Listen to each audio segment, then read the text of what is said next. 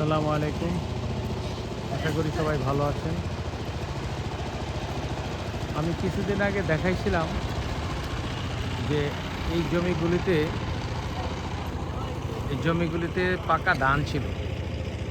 এই যে সাইদুল ভাই এই জমিগুলি চাষ করে, উনি এই জমিগুলি চাষ করতেছে। আবার কিছুদিন আগে ধান কাটছে, আমি পাকা ধান দেখাইছিলাম যে আইসা পিঠা খাবো।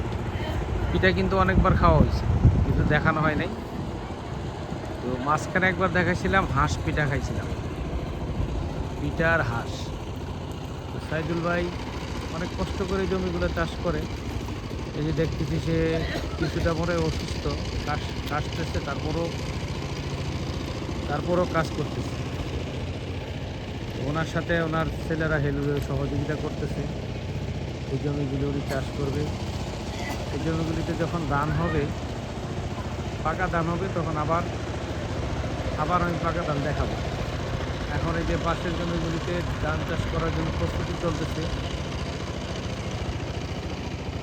সবাই আসলে জমি করা প্রচুর কষ্টের কাজ, প্রচুর পরিমাণ পরিশ্রম হয়। তারপরে সে পরিশ্রমের কাজগুলি করতে হবে।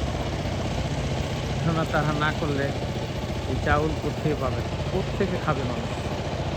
চাষবাস যদি না করে তাহলে মানুষ খাবে কোথায়? তো আস্তে আস্তে আমি বাড়ির দিকে যাচ্ছি। এটা আমার রাস্তা।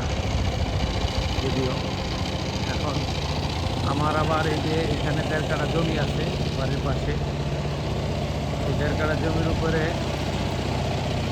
মাটি ভরাট চলতেছে। এখানে কিছু বালু ফেলবো, কিছু বালু ফেলবো। বালু ফেলে এই জায়গাটা ভরাট করবো। ভরাট করলে হয়তো এখানে সবজি চাষ করা যাবে, সবজি চাষ করা যাবে। আর শীঘ্রই হয়তো দোতলায় 2টা রুমের কাজ ধরবো। আর আশা করি সবাই ভালো আছেন এবং সবাই ভালো থাকবেন। আল্লাহ হাফেজ।